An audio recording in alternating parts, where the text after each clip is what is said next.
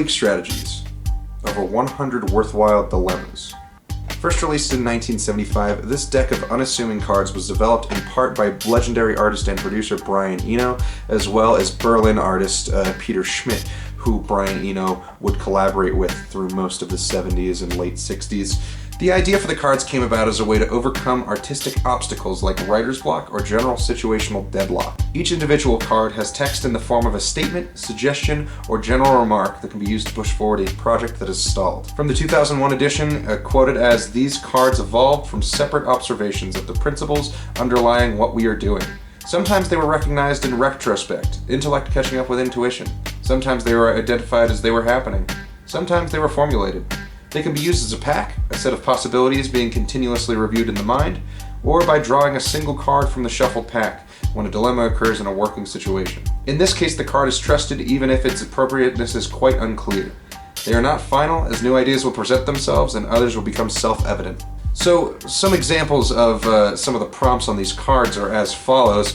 Which elements can be grouped? When is it for? Which frame would make this look right? Discover the recipes you are using and abandon them. What would your closest friend do? Trust in the you of now. And finally, take a break. So why exactly are we talking about a deck of cards on a music review channel? These cards are not just a helpful tool for creative deadlock, but they have also been made culturally significant by the bands and artists who use them. So let's take a look at a few examples of who used these cards and for what projects. Most notably, these cards were used on the writing and recording of David Bowie's 3 Berlin albums, that being Low, Heroes, and Lodger. Allegedly, the deck was used during the recording on the instrumentals for Heroes, and even more extensively during the recording sessions for Lodger.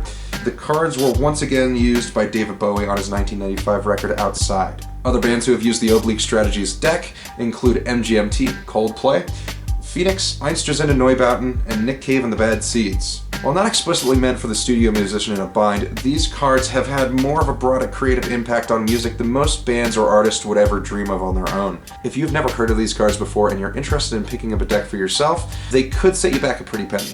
I've seen Oblique Strategies go from anywhere around $30 upwards of like $300, just depending on which edition or set that you're looking into.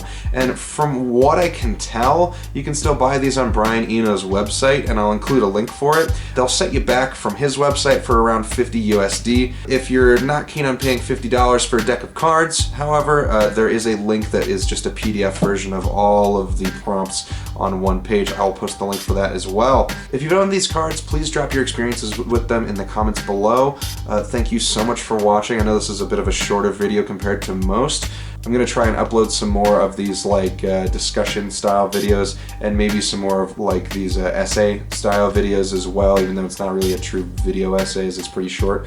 I think that there's some really neat things culturally that have been produced by musicians that aren't necessarily music that I think we could cover, or just different technologies or different ways of, you know, looking into music at a different lens. So I'm gonna see if I can't get a few more of these out. I'll try and find some more topics to go over. For the moment, I also have another suffering video that I'm working on. It's probably the most ambitious video that I've done yet. It's gonna require a bit of time to edit and shoot, so that you might not see for another few weeks. But it should be coming soon, and I really can't wait to show it to you guys. It should be a pretty good one.